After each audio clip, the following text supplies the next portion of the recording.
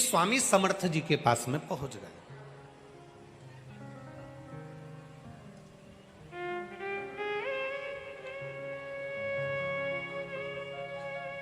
और वो स्वामी समर्थ दुनिया के लोग कहते हैं कि ये दत्त का अवतार है, दुनिया के लोग कहते हैं ये नरसिंह जी का अवतार है। पर कभी आपने अगर श्री स्वामी समर्थ जी का दर्शन किया हो तो उनके गले में एक रुद्राक्ष अंतिम समय तक प्राण छोड़ने के कुछ देर पहले उन्होंने अपना रुद्राक्ष उतार कर अपने एक भक्त को दे दिया था। पूरी जिंदगी उनके गले में एक रुद्राक्ष पड़ा रहा, वो श्री स्वामी समर्थ जी थे। एक रुद्राक्ष अपने गले में धारण करते हैं। कोई कहता है कि दत्त के अवतार है, कोई कहता है शिव के अवतार है, कोई कहता है ब्रह्मा के अवतार है, कोई कहता है नारायण के अवतार है, कोई कहता है राम के अवतार है, कोई कहता है कृष्ण के अवतार है।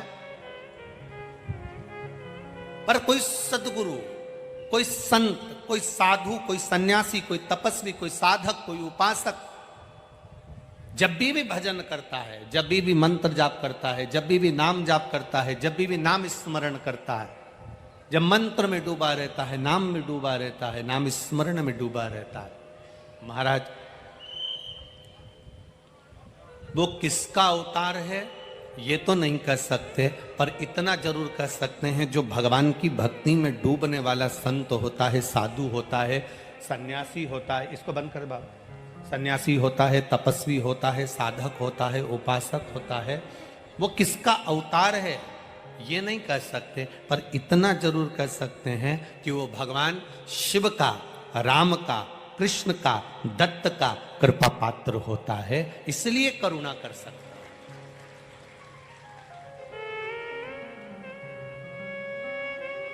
तात्या भोसले जी पहुंच गए श्री स्वामी समर्थ जी के पास। अब जाकर उन्होंने जैसे ही पहुंचे तो स्वामी समर्थ जी का ध्यान मुद्रा में, भक्ति में लगा हुआ था, ध्यान में मैं। तात्या भोसले जी ने प्रणाम किया तो स्वामी समर्थ जी ने कहा,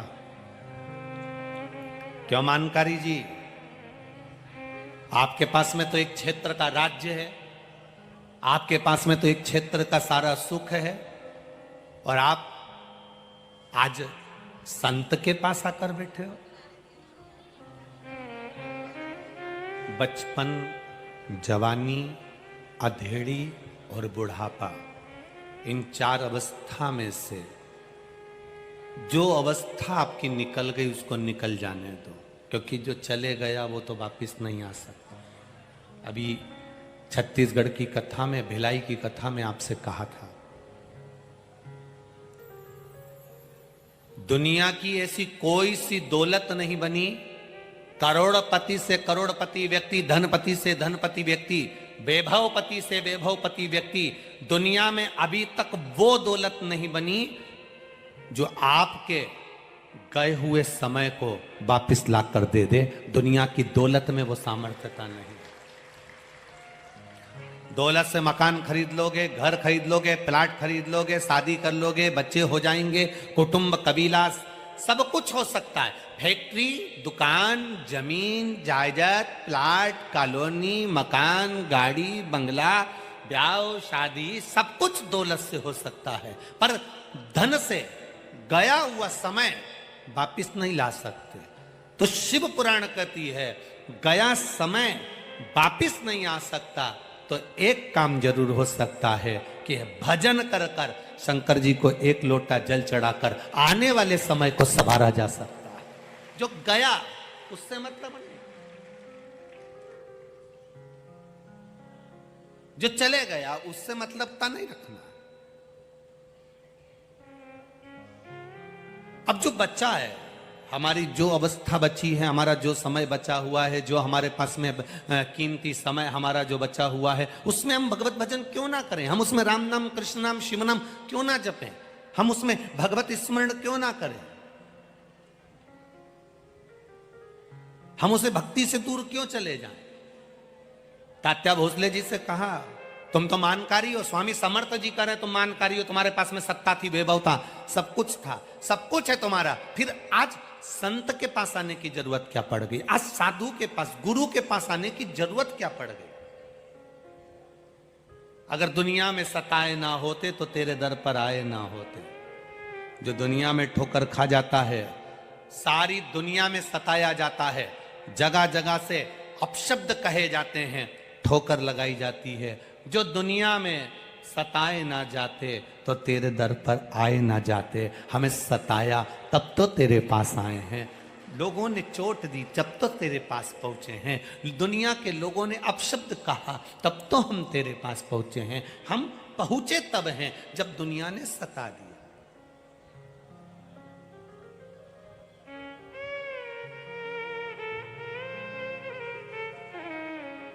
कितने किस्मत वाले हो आकोला वालों, जरा विचार करिएगा, तुम्हारा भाग्य देखिए कितना प्रबल होगा।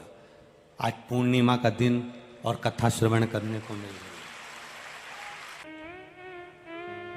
और इसी को श्रेष्ठता। तात्या भोसले जी से कहा, मानकारी जी, स्वामी समर्थ जी करें आप मानकारी हो, आपके पास में सत्ता है, वैभव है, और आप मेरी शरण में आज यहां आकर बैठे हो, संतों के पास में, आज साधु के पास में, सदगुरु के पास में आकर बैठे हो, क्या बात है? तात्या भोसले जी ने कहा, अब मेरा मन परिवार में नहीं लगता, अब मेरा मन कुटुंब में नहीं लगता, अब मेरा मन ऐसा करता है कि कुछ देर परमात्मा की भक्ति करी जाए, अब कुछ देर भगवान का भजन करा जाए। तात्या भोसले जी ने सेवा करना प्रारंभ करी। स्वामी समर्थ की सेवा करते करते करते करते करते करते करते करते स्वामी समर्थ जी की सेवा करते करते एक दिन तात्या भोसले जी पहुंच गए किसी विद्वान प्रखंड पंडित के पास, और उन्होंने कह दिया कि इतनी तारीख को इतनी बजे तेरे प्राण छूट जाएंगे, तू मर जाएगा। तात्या भोसले जी ने जब सुना प्रसन्न हो गए। जाना तो सबको है, ऐसा कोई मनुष्य पैदा ही नहीं हुआ जो नहीं जाएगा। हो सकता है आकोला में ऐसा कोई हो तो बात दूसरी है जो नहीं जाएगा, पर आया है सो जाए। तुम बादाम भी खा लोगे तो भी मरना है, और रसगुल्ला खा लोगे तो भी मरना तो निश्चित है। ऐसा संसार में कोई नहीं जन्मा जो मरेगा नहीं। परंतु आज के जमाने में किसी व्यक्ति से कह दो, एक बहू सास से कह दे कल मरने वाली है, बस बहू सास से इतना कह दे कि तू कल मरने वाली है, तो सास को गुस्सा आ जाए, मेरे मरने की कामना करती, उसमें क्या दिक्कत है? बहू तो बोल रही है ना कल मरने वाली है, मतलब आज से भजन चालू कर दे, राम नाम कृष्ण नाम शिव नाम जपना प्रारंभ कर दे, शिव जी की शरणागति चले जाए। मृत्यु तो निश्चित है, जानना तो पड़ेगा। 7 ताले में बंद हो जाओ तो भी जाना पड़ेगा। राजा परीक्षित के लिए पुत्र जनमेजय ने कांच का महल बना दिया, शीशे का महल बना दिया। एक परिंदा पर नहीं मार सकता। एक अनार का रस जिस गिलास में, जिस पात्र में भरा कर जा रहा था, उस पात्र के नीचे की पेंदी में तक्षक नाग चिपक कर अंदर चले गया। और जब राजा परीक्षित के सम्मुख में तक्षक नाग पहुंचा तो तक्षक ने कहा, तेरा समय आ गया, तेरा काल आ गया। राजा परीक्षित नैनों में जल हाथ जोड़कर कहते हैं, आप अपना कर्म करिए, मैं अपना कर्म करूंगा। राजा भक्ति करने लगे, भजन करने लगे, और तक्षक नाग पांव के अंगुष्ठ में डस लेता है। जरा विचार करिएगा, पांव के अंगूठे में ही तक्षक नाग क्यों डस रहा? क्या पूरे शरीर में कहीं तक्षक नाग को डसने के लिए जगह नहीं मिली? पांव के अंगुष्ठ में इसलिए डस रहा है क्योंकि भगवान की भक्ति में राजा इतना डूब गया था कि इसके चरणों को मैं प्रणाम भी कर लूंगा और इसके चरणारविंद का रस तत्व मैं ग्रहण कर लूंगा तो मेरी भी जिंदगी सार्थक हो जाएगी। चरण के अंगुष्ठ में डस रहा।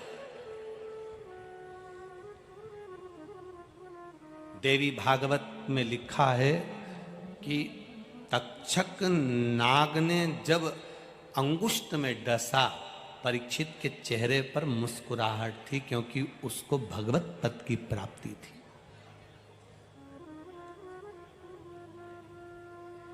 भगवत पद की प्राप्ति,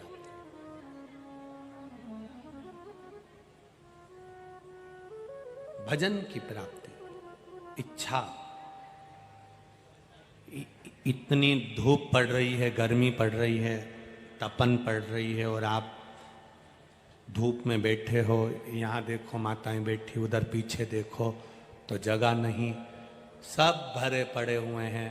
सारे पंडालों में लोग भरे हुए हैं, धूप में खड़े हुए हैं।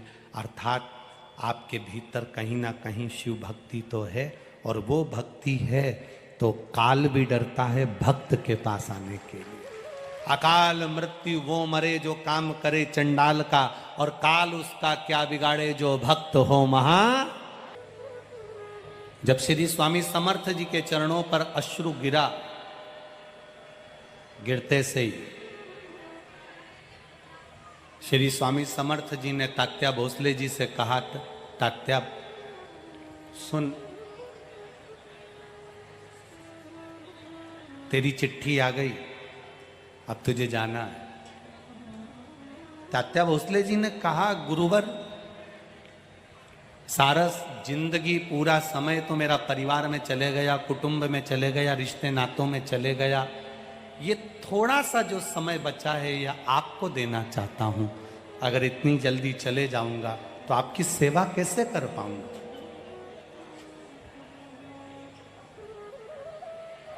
श्री स्वामी समर्थ जी ने तात्या भोसले जी से कहा, तो एक काम करना,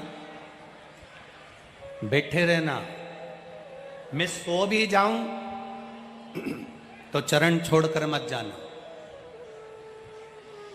सारी दुनिया की दौलत कहीं लुटाई जा रही हो, सारी दौलत, दुनिया का संपदा, वैभव, सत्ता लुटाई जा रही हो, और किसी एक स्थान पर कोई सतगुरु आपको मिल रहा हो, तो दुनिया की दौलत छोड़ देना, पर सतगुरु के चरण मत छोड़ना। किसी संत, साधु, सन्यासी, तपस्वी, साधक, उपासक जो भगवान की अविरल भक्ति में डूबा हुआ है, उसके चरण की सेवा मिली है तो वो ना छोड़ी जाए। बस यमदूत आए तात्या भोसले जी को लेने के, यमदूत आए तात्या भोसले जी को लेने के लिए, खड़े रहे, बार बार तात्या भोसले जी को बुलाते रहे, पर तात्या भोसले जी से भगवान स्वामी समर्थ ने कह दिया था कि चरण मत छोड़ना, कुछ भी नहीं होगा। शिव महापुराण की कथा कहती है, जो एक लोटा जल चढ़ाना नहीं छोड़ता, महाकाल उसका हाथ कभी नहीं छोड़ता। शिव का द्वार भगवान शंकर के चरणारविंद, सदगुरु के चरणारविंद, संत, साधु, सन्यासी, तपस्वी, साधक, उपासक के चरणारविंद जो पकड़ कर रखता है। फिर निवेदन करेंगे, जो बड़ों की इज्जत करता है, माता पिता का सम्मान करता है, बड़ों का आदर करता है, बड़ों का सत्कार करता है, बुजुर्ग का, माता पिता का, गुरुजन की जो इज्जत करे, सम्मान करे, आदर करे, उसको पर्स में दवा लेकर चलने की जरूरत नहीं पड़ती, वो दुआ लेकर चलना प्रारंभ कर दे। उसको फिर पर्स में दवा लेकर चलने की जरूरत नहीं पड़ेगी। जो गुरु का आदर कर रहा है, माता पिता की सेवा कर रहा है, माता पिता के चरणों को प्रणाम कर रहा है, घर के बुजुर्गों के चरणों को प्रणाम कर रहा है, घर के बड़ों को आदर दे रहा है, घर के बुजुर्गों का सम्मान करे, आदर दे, सत्कार करे। एक भक्त को जो पहचान जाए, एक साधु जन, गुरुजन, सन्यासी जन, तपस्वी, साधक, उपासक की जो सेवा में लगा हुआ है, उसको जेब में, पर्स में दवा लेकर चलने की जरूरत नहीं पड़ती, दुआ उसके साथ हर पर चलती है। बड़ों का आदर करने वालों के साथ में बड़ों की दुआ उसके साथ चलती है, तो उसको तकलीफ नहीं भोगना पड़ती, उसको कष्ट नहीं भोगना पड़ता।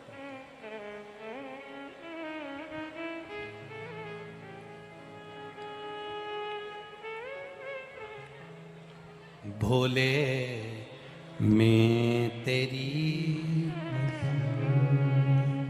हवा बिच उड़ती जावांगी, बाबा डोर तो छकेला मैं कटी जावांगी। तात्या भोसले ने चरण पकड़े स्वामी समर्थ जी के, स्वामी समर्थ जी के चरण पकड़े रखे। जब यमदूत चले गए, तात्या भोसले के प्राण बच गए। तात्या भोसले ने स्वामी समर्थ जी से कहा कि गुरुवर, ऐसा आपके पास में क्या है जिससे यम के दूत दूर से ही चले जाते हैं? यम के दूत दूर से ही चले जाते हैं, ऐसा आपके पास में क्या है? स्वामी समर्थ जी ने तात्या भोसले को जो शब्द कहा, इस महाराष्ट्र की पावन धरा पर जितने लोग कथा श्रवण कर रहे हैं और जितने आस्था चैनल और फेसबुक यूट्यूब पर सुन रहे हैं वो बड़े ध्यान से सुनना। तात्या भोसले जी से स्वामी समर्थ जी ने कहा, तात्या, भजन करने वाला, भक्ति करने वाला, शिव तत्व को जानने वाला, शंकर भगवान के एक रुद्राक्ष को गले में धारण करने वाला, अगर तुम नहीं भी रुद्राक्ष पहने हो, तुम नहीं भी शंकर के मंदिर जाते हो, तुम शंकर के मंदिर में एक लोटा जल भी नहीं चढ़ाते हो, तुम कभी किसी गुरु की शरणागति नहीं गए, पर किसी रुद्राक्ष पहनने वाले के पास या भगवान की भक्ति करने वाले के पास या भजन करने वाले के पास अगर मात्र जाकर बैठ गए हो और उसके शरीर का मात्र स्पर्श भी अगर तुमको हो रहा है तो यम के दूत बंदी बना नहीं सकते, वो यमदूत भी दूर हट जाते हैं, वो यमदूत भी दूर हट जाते हैं। अकाल मृत्यु वो मरे जो काम करे, चंडाल का और काल उसका क्या बिगाड़े, जो भक्त हो महा। बोल बम का नारा है, आवाज नहीं आई, जरा जम के बोलो, बोल बम का नारा है। एक सहारा केवल बाबा जी के गले में एक रुद्राक्ष पड़ा हुआ है, उनकी भक्ति बढ़ी हुई है, उनका विश्वास बड़ा है, उनका भजन बड़ा है, तो उसका स्पर्श तात्या भोसले जी ने जो चरण पकड़ कर रखा है, मात्र स्पर्श मात्र भी सुख दे देता है। हमारे मराठवाड़ा में, हमारे महाराष्ट्र में